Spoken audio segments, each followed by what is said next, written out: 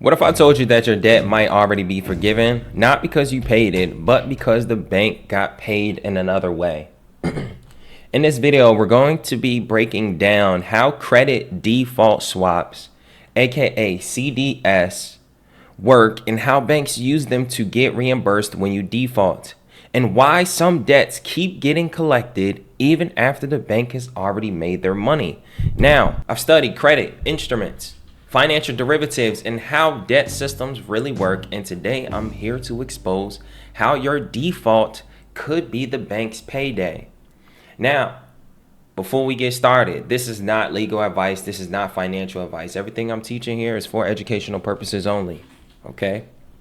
Now, the reason why I'm talking about this today is, number one, a lot of people don't know that there are many things that happen behind the scenes as it pertains to debts, as it pertains to your account defaulting, and even them collecting after the fact.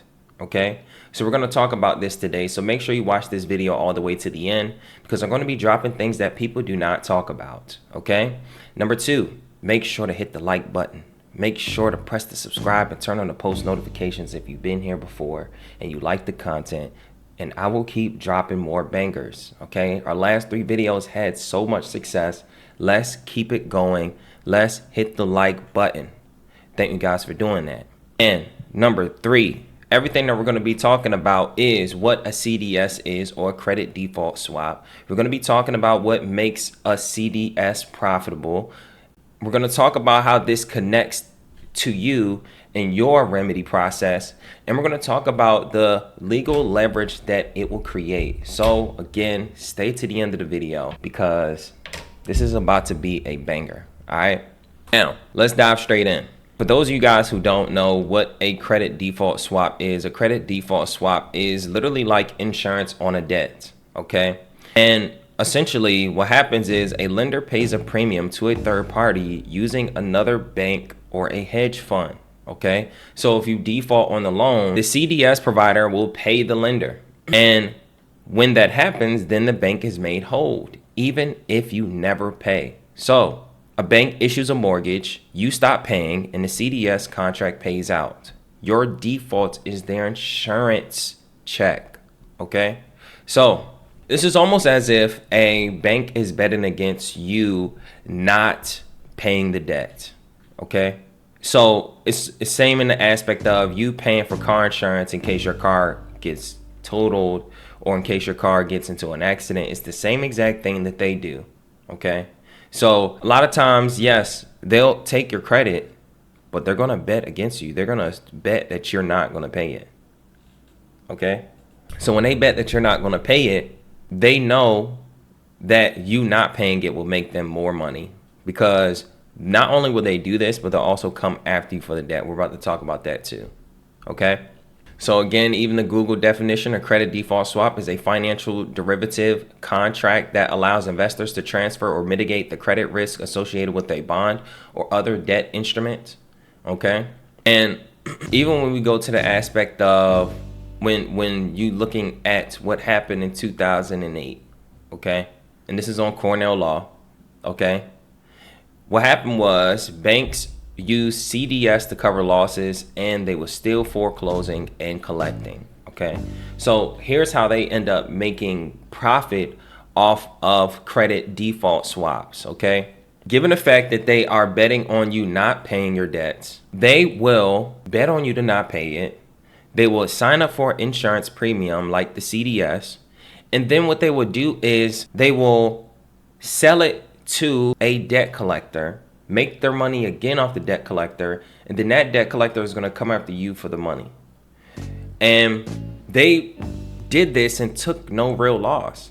They'll take it under they'll give you the assumption that they lost money or that they're losing money. But the reality is, when you know how loans are created, when you understand that your promissory note, that loan, aka the loan agreement, that debt instrument was a financial asset to them, and they took that debt instrument, made money off of that debt instrument, or as a matter of fact, created credit, not risking their own money, never loaned you anything. So when they do this insurance policy, it's literally them already double dipping.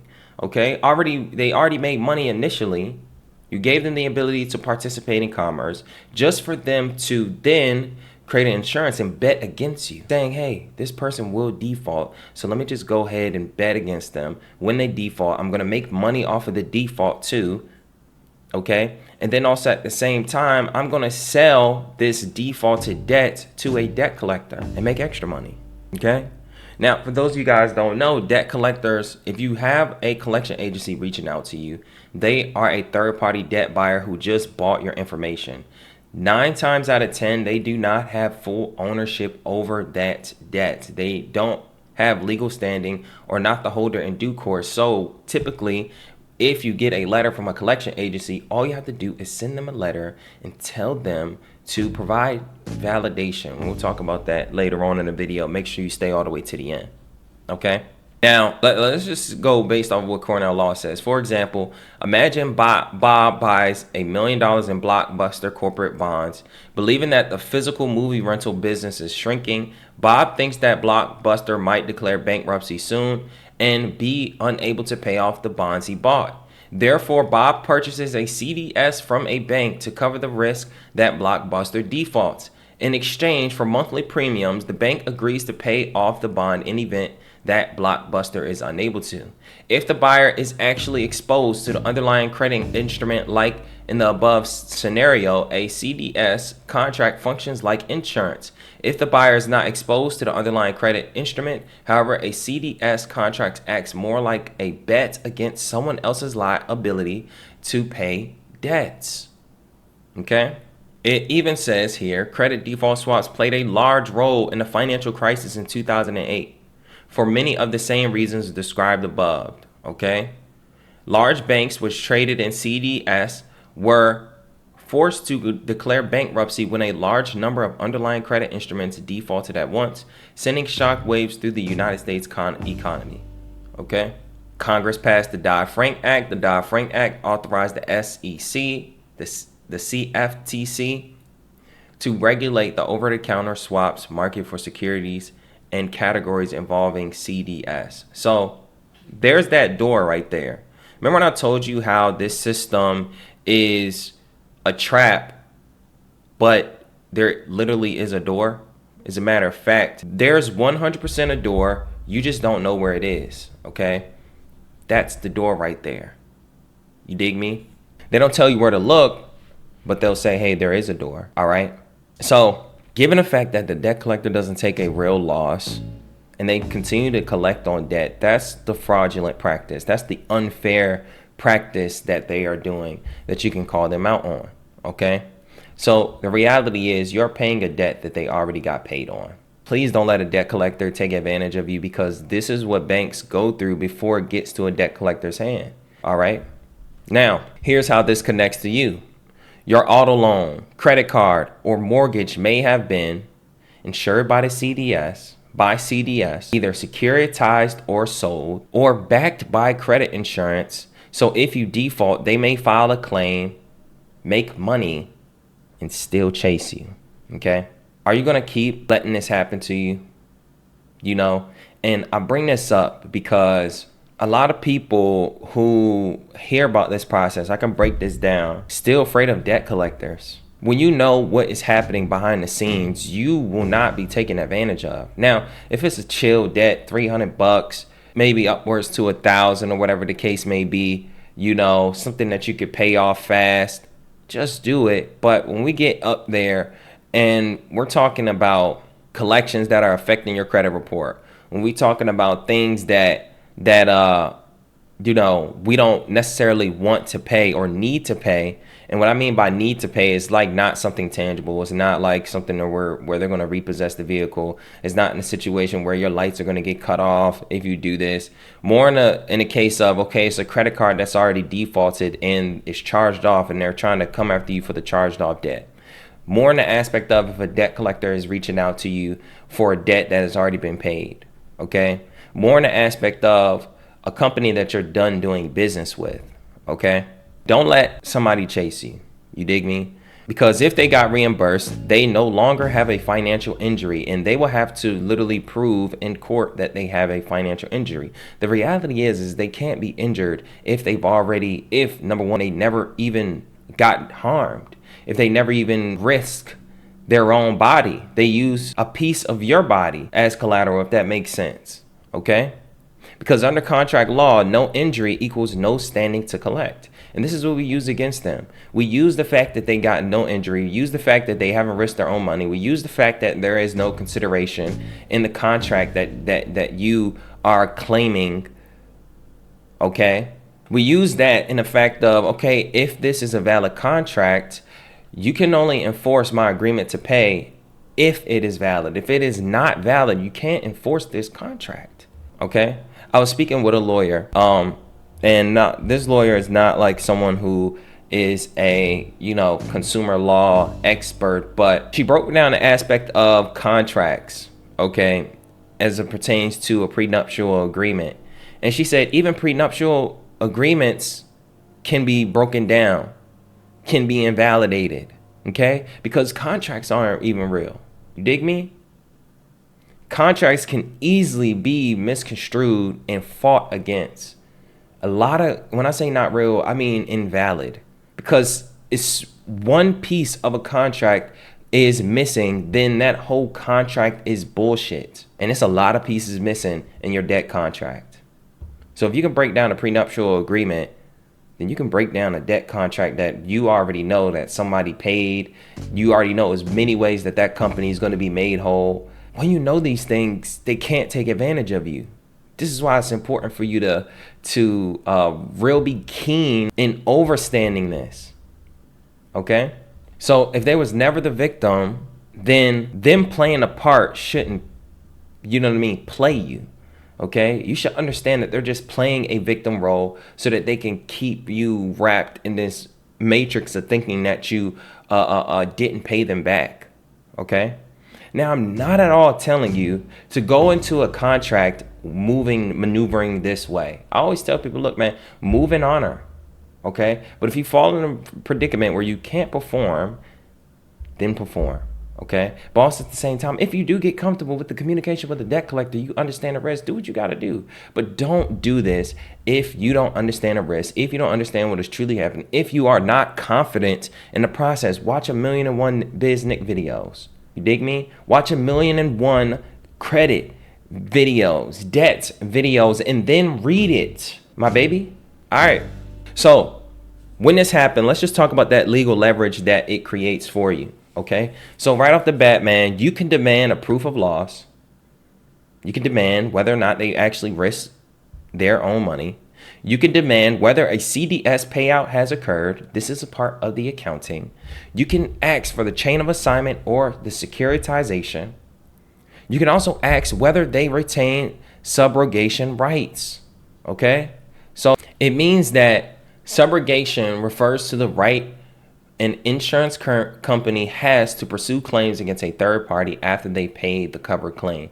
Essentially, the insurance company steps into the shoes of the insured to recover the cost of loss from the at-fault party. This allows the insurance company to seek reimbursement from the party responsible for the damage or injury, such as at-fault driver in an accident. Okay? So, if you swap this over to the debt liability, okay, the thing is once they have gotten their debt paid off or insured, okay, typically the insured company will fall under the role of the person that took the loss, if that makes sense. And then the insurance company should be coming after you. But you can ask them, hey, look, my baby, do you still have rights to collect on this? Because look, I understand you got insured and the insurance company paid it. So did you retain that right to continue to collect? Because I'm sure that insurance company who spent their money on this default wants their money back. I'm sure they wouldn't like the fact that you are still trying to collect after they paid you. Imagine if you did that. Imagine you settle with an insurance company, the insurance company pays off your car. The insurance company not only does that, but the insurance company pays for the liability, things you lost, injuries, and all that. And then after that, you decide, oh, I'm still going to go after the driver. I mean, people do it, you know, but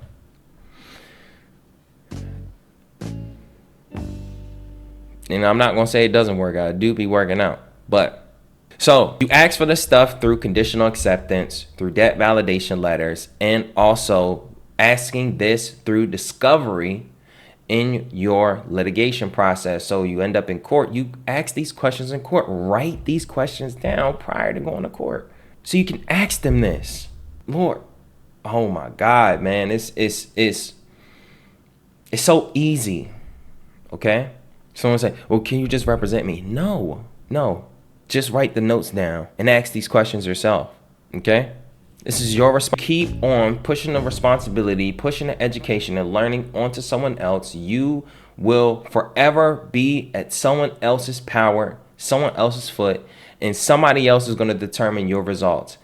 Until you get to the point where you accept responsibility and accountability for what you need to know, somebody will always hold that power, okay?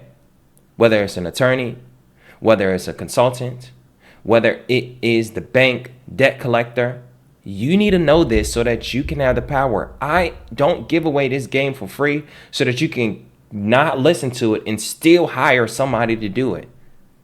You get what I'm saying? Unless it's to continue your education and learning so that you'll know for yourself.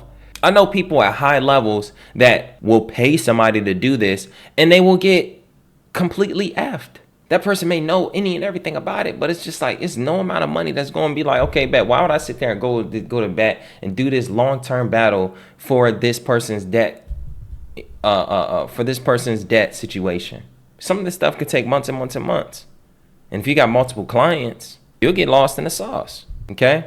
Learn it yourself so you can do things at your own pace. You control the narrative. You know the knowledge. And if you do end up working with somebody, you already know, because sometimes you got to tell these attorneys and tell the people that you work with what you know and exactly what you can do, or else they'll take advantage of you. Trust me. Even when you're doing an insurance claim and things in that nature, okay? Because if someone else already paid it, the debt is settled in commerce, and that's all that matters, okay? So here's some key law concepts. Unjust enrichment, collecting after reimbursement. After companies being reimbursed, if they still try to collect on the debt, that's unjust enrichment. Standing, only the injured party can enforce debts. So if you prove that a company wasn't injured, or they cannot prove to you that they was injured or that they risk anything, then they can't enforce the debt. Okay? So here's how all of this applies to your remedy process. Now, before we dive into this, hit the subscribe button, hit the like button, my baby. Let's go. Now, include language in your letters like, provide evidence no third-party reimbursement has incurred. In your conditional acceptance, in your debt validation letter, put this in your debt validation letter. Well, I don't know the debt validation. Well, go to 15 USC 1692G, okay? Learn how to write a debt validation letter, go to the complete debt guide, review the debt validation letters that are there, create your own, and depending on the situation, throw this question in there. Well, I don't know how to write a debt validation letter. Well, if you read the debt validation letter and you read the law, then you would know how to write a debt validation letter. It doesn't have to be a rocket science. Sometimes we think we got to have all this legal jargon and all that. No, you just need to know what to ask them for. And this is why you come to the video, take notes, go cross-reference. All right. Look, I'm sorry, I don't got no marquee editor where I'm gonna, put the words up there and all that. No, I'm sorry. But despite all of that, I'm gonna go and really actually give you the game. I'm gonna actually give you the mindset behind it. Want me to put the fancy words and all that? No, man. I do this on a daily basis, making sure that you guys fully understand this. I'm going to communicate to you like a real person. I'm not going to hold back any game. I'm not going to make this theoretical. So just do me a favor and take notes when you watch this video. Some point in time, we may bring these edits back up. All right. Now, also, you want to state under penalty of perjury that no CDS or indemnification was triggered. Okay. You want to also ask if loss has been covered, or you no longer a proper party to enforce the claim. So you want to put out there, hey, look, Provide the evidence. If you can't provide the evidence, or if the evidence is deemed to be true that you have been reimbursed, then you cannot no longer enforce this claim. Throw this in your letters so that you tell them exactly what happened if they were to explain to you that there was a reimbursement. Okay? You can combine this with a trust-based discharge, meaning you can do this communication completely through a private trust. Okay? You can also use this to challenge 1099 or IRS forms challenges. You can also use this in your administrative default process. All right? Because every payout behind the scenes weakens their authority to challenge this in the open. So reality is, okay, boom. Whether you do it through a trust, whether you're going to challenge them on an IRS, whether you take them through the administrative process, it doesn't matter what you do. If you have communication between you and them and they are silent, or they don't prove what it is that you asked for, or they don't adhere to your demands, then they lack standing. Then they lose their ability to collect. Then they lose all of their power. That's the beauty of this. It's not a rocket science. Sometimes we overcomplicate it because we think, oh, we got to do something so perfect. No, what you need to do perfectly is learn the knowledge so that you can fully understand what it is that you're doing. You don't have to perfect the process. You just got to know what exactly to ask for and what you should expect from the company. Because when we lose, it's the manipulations making us think that our process is not perfect, but there is no perfect process. Just like there is no perfect contract. Which is why every contract can be challenged against. That concept alone gives you the power that every contract can be challenged, and whoever is enforcing the contract must be able to prove their enforcement power. I hope you get that through your thick skull. The one that's watching this right now, and all of this is going over their head. If you understand contracts, you'll understand how to be able to challenge debt. You'll understand that in debt is literally anybody who is attempting to collect on a debt, mortgage, student loans, auto loans, debt collectors, collection agencies, law firms, whoever the case may be. If you know how to challenge a contract, especially a contract that pertains to debt, which is much easier to decipher, if you understand what goes on behind the scenes, there's no way a debt collector is going to take advantage of you. My heart. All right. So that's what I got for y'all. All right. Credit default swaps make defaults profitable, but if the bank already got paid, they can't legally keep chasing you for more. It's time to challenge not just the collector, but the contract behind it all. My heart. So thank you guys for getting all the way to the end of the video. Make sure to hit the like button. Make sure to hit the subscribe button. Okay. The biggest thing that I want you guys to understand, comprehend is that you have the power. All it takes is understanding your power, knowing who you are. You understand your power, you know who you are, then nobody can take advantage of you. I don't care if it's debt discharge. I don't care if it's growing a business. I don't care if it's doing business. I don't care if it's doing sales, whatever the case may be. If you know your power, then nobody's going to take advantage of you. All right. So if you want to learn more about this, down below, I have the Complete That Guide. You can go ahead and tap into the Complete That Guide, get all the letter templates. I update the letter templates depending on the YouTube video that I drop. If I create a template, I'll drop it in my YouTube template so you guys can get access to that. Everything in there is for educational purposes only. So it's a good tool to be able to match with my YouTube videos so that you can have letter templates and say, okay, bet I know what a conditional acceptance letter is. I know what a debt discharge letter is. I know how to communicate using UCC 3-603. I know how to do these things, okay? The things that specifically Nick is talking about, all right? So go ahead and grab that down below. Number two, if you want to work with me one-on-one, okay, tap in below, okay?